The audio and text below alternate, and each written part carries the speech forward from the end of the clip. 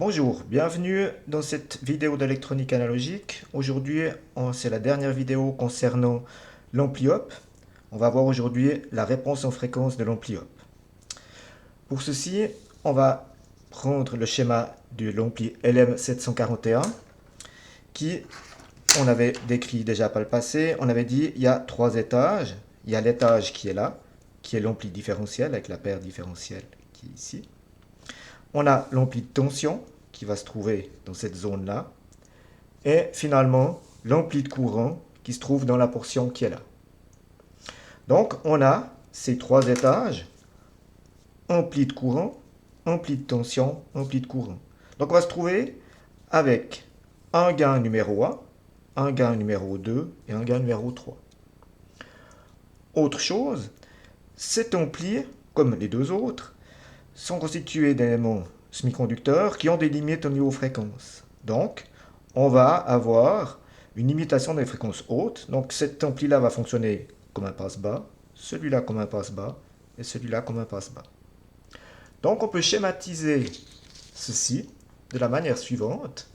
On peut imaginer avoir un gain numéro 1 pour l'ampli différentiel avec une fréquence de coupure pour l'ampli différentiel, un gain numéro 2 pour l'ampli de tension avec une fréquence de coupure pour l'ampli de tension, un gain numéro 3 pour l'ampli de courant et une fréquence de coupure pour l'ampli de courant, fréquence de coupure numéro 3. Voilà. Donc on a ces trois schémas-là, ces trois blocs de schéma ici. Et en fait, si on essaye de regarder par rapport à la formule qui serait liée à ça, si on regarde ce qu'on a appris par le passé, notre gain total du tout, ben ce sera le gain numéro 1 ici, AV1, qui va être multiplié par le gain du filtre passe-bas qui est là. Donc, 1 sur 1 plus F sur FC1 au carré, le tout sous racine. Voilà. Ça, c'est l'ampli différentiel. Deuxième étage, le gain 2 fois le filtre ici, qui est le fil passe-bas de l'ampli de tension. Donc, même chose, filtre passe-bas.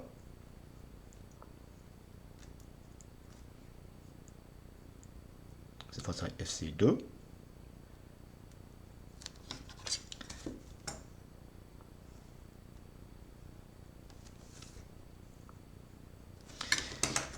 Fois le troisième étage, qui est le filtre, qui est l'ampli de courant. Donc, AV3 fois le filtre passe-bas de l'ampli de courant, 1 plus F sur FC3 au carré.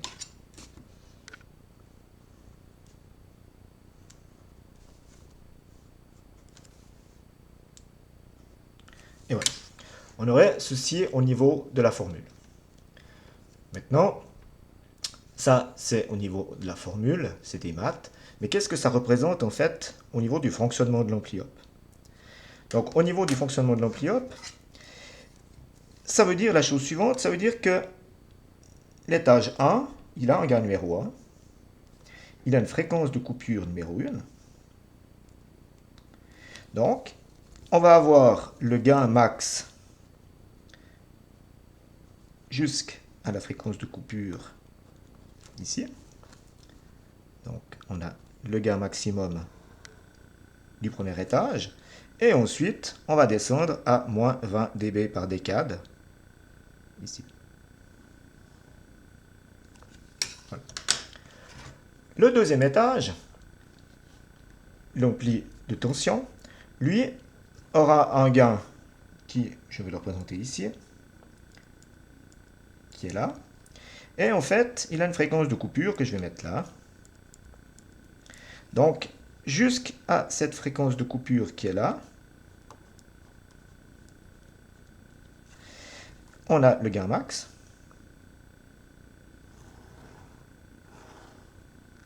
Et depuis cette fréquence de coupure là, on va descendre avec une atténuation de moins 20 dB par décade. Et finalement, l'ampli de courant, je représente son gain ici, et sa fréquence de coupure ici. Donc lui, il aura un gain max jusqu'ici.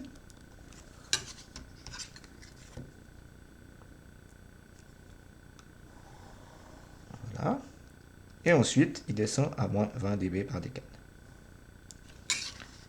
Voilà. Maintenant, quand on met tout ça ensemble, qu'est-ce qui va se passer? Déjà, ici, l'échelle est en dB, donc il faut additionner les gains. Donc on a le gain VA, on va prendre cette portion ici qu'on va reporter là, et encore celle-là. Donc là, cette portion ici m'amène là, plus le gain encore en V3, j'arrive ici. Et on arrive ici au gain ABO, le gain en boucle ouverte de l'ampli Hop. Donc, dont le 741 par exemple, c'est 200 000. Voilà. Donc on a ce gain ici maximum de 200 000 qui va aller jusqu'à la fréquence de coupure du premier étage, qui dans ce cas-là devient la fréquence de coupure de l'ampli Hop. Depuis ce point-là, l'ampli Hop va atténuer à moins 20 dB par décade. Donc, jusqu'ici. Donc là, on a une atténuation de moins 20 dB par décade. Ensuite, dans la deuxième portion, troisième portion plutôt, qui est ici, ce qui va se passer, c'est que le filtre numéro 1 filtre et le deuxième va commencer à filtrer. Donc, on va atténuer maintenant à moins 40 dB par décade. Donc, la pente va changer ici, depuis ce point-là, ici. Donc là, on est passé d'une zone stable, une pente de moins 20 dB par décade, et là, on a moins 40 dB par décade.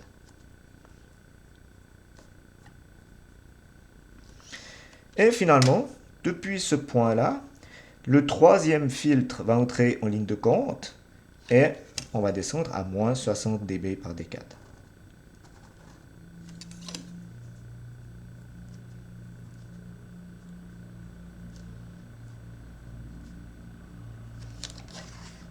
Voilà. Donc on a ici cette caractéristique totale de l'ampli Hop. Maintenant, il y a un problème avec ça, c'est que si on prend ceci, dans l'étage, enfin, jusqu'à la portion qui est là, on a un filtre qui travaille. Donc le déphasage va commencer un petit peu avant. Quand on arrive à la fréquence coupure, on a les moins 3 dB et les 45 degrés de déphasage. Puis ensuite, on va tendre vers 90. Puis ensuite, quand on va se rapprocher de celui-là, on a peut-être les 90 degrés du premier. Ici, on va commencer petit à petit à avoir le déphasage qui augmente. Et on va avoir les 45 degrés du deuxième étage. Donc déjà, avec peut-être les 90 degrés et les 45, on est déjà à 135 degrés. Et puis ensuite, on va augmenter. Celui-là va tendre vers 90. Et puis celui-là va commencer à atténuer. Donc on pourrait être ici à 90 plus 45. On est déjà plus de 180 degrés de déphasage. Et la limite des 180 degrés pose un problème. Parce que ce qui va se passer, c'est que lorsqu'on arrive à 180 degrés de déphasage, on n'a plus une contre-réaction, mais on a une réaction. Et dans ce cas-là, le circuit va se mettre à osciller. Donc il va falloir compenser ceci. Et pour compenser ceci, ce qu'on va faire, c'est qu'on va compenser avec un élément pour couper. Et dans le cas du 741, le fabricant a mis ici un condensateur. Ce condensateur qui est ici va permettre de diminuer ici la fréquence de coupure. Et dans le cas ici, ils ont fait une compensation absolument totale du problème, c'est-à-dire qu'ils ont amené ici, ils ont fait glisser le point jusqu'à arriver là, donc à avoir la caractéristique qui devient la suivante. Voilà. Donc on a ici la fréquence de coupure qui est descendue. Donc elle est maintenant à ce point-là. On a vraiment la fréquence coupure qui est là, et plus ici.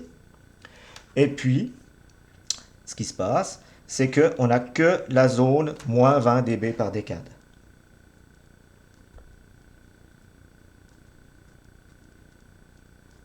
Voilà. Si on va regarder plus loin, en dessous, ici, on va voir la zone moins 40 dB par décade qui apparaît. Mais en fait, elle ne pose pas de problème, parce que pour que le circuit se mette à osciller, il faut deux choses. Il faut un déphasage de 180 degrés ou plus, et un gain supérieur à 1, ce qui n'est pas le cas ici, parce que là, on atténue. Donc, ici, on résout le problème. Voilà. Donc, et ça, on le voit dans la datasheet du 741. Ici, on voit qu'on a la pente unique de 20 dB par décade. Et puis là, tout à la fin, on voit la cassure pour aller à 40 dB. Mais en fait, on est déjà dans un gain inférieur à 1. Donc, on est dans la zone, ici, d'atténuation. Donc, pas de problème, comme je l'ai dessiné là. Voilà, ça, c'est le premier point. Maintenant, ce calcul-là, on ne va plus l'utiliser dans cette zone ici quand on a compensé le système. On va arriver sur quelque chose de plus simple. Heureusement. Donc, si on prend ce dessin-là, en fait, ce qui va se passer, c'est qu'on va avoir ici le gain maximum ABO et la fréquence coupure d'ampli-hop, la pente de moins 20 dB par décade, et on arrive à la fréquence de transition, ou la fréquence à gain unitaire, qui est en fait la fréquence à laquelle on a un gain de 1. Alors c'est sur l'axe horizontal, parce qu'en fait, un gain de 1, c'est 0 dB, et l'axe est en dB. Donc, maintenant, ce qu'on va avoir, c'est ici notre caractéristique totale avec plus qu'une pente, donc un élément stable. Maintenant, l'avantage qu'on a en utilisant l'ampli-hop en contre-réaction, c'est qu'on va diminuer le gain. Et quand on diminue le gain, par exemple, je place le gain ici. Je dis voilà, je place un gain AV1, donc gain en boucle fermée. Mais en fait, si je regarde, si je tire un trait comme ça, ben, la fréquence de coupure, elle est ici. Voilà. Donc on a augmenté la fréquence de coupure en diminuant le gain. Et si j'augmente encore plus, je diminue encore plus le gain, donc je mets un gain AV2 encore plus petit, je vais arriver à une fréquence de coupure encore plus élevée. Voilà. Donc, sur ce schéma-là, vu qu'on a une pente unique, on peut prendre un calcul très très simple, qui est le suivant. Lorsqu'on prend la multiplication de la coordonnée horizontale et verticale, donc ABO fois FC pour le point qui est ici. Donc si je fais ABO fois FC, ben, cette valeur-là, elle sera égale à ce point-là, c'est-à-dire AV1 fois FC1. Elle sera aussi égale à ce point-là, donc AV2 fois FC2. Et ce sera aussi égal à tous les autres points de cette droite. Donc je peux prendre n'importe quel point, coordonnée horizontale, verticale, on obtiendra le même mot. Maintenant, si on prend à l'extrême le point ici, FT, ben ce sera FT fois 1, donc c'est égal à FT. Voilà. Maintenant, vu que la fréquence de coupure, elle est sur le haut, quand le bas, on va jusqu'à 0 Hz, on n'a pas de filtre passe haut. Dans ce cas-là, en fait, on peut prendre ABO fois la bande passante, ici, bande passante de l'ampli-op, qui sera égale à, ou bien V1, fois la bande passante 1, qui sera égale à AV2 fois la bande passante 2, qui sera égal, etc. à tous les points de la droite, et qui sera aussi égal à FT. Voilà. La bande passante étant la zone depuis la première fréquence coupure, ben là dans ce cas-là c'est 0, jusqu'à la fréquence ici.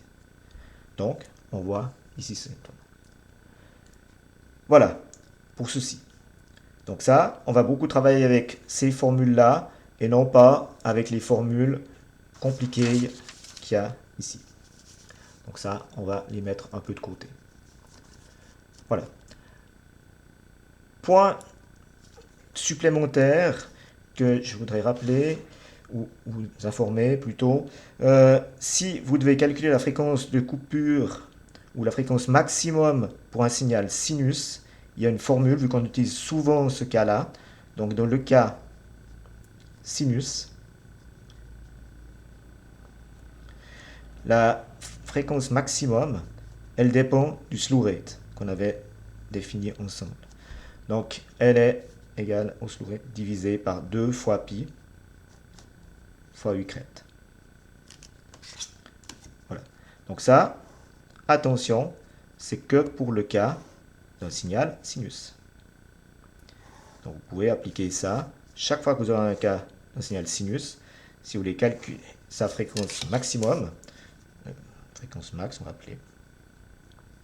Fréquence max, c'est SR sur 2 fois pi fois u crête. Voilà. Voilà pour ce dernier cours d'électronique analogique. Je vais vous mettre tous ces documents sur le réseau et je vous souhaite une bonne journée. Au revoir.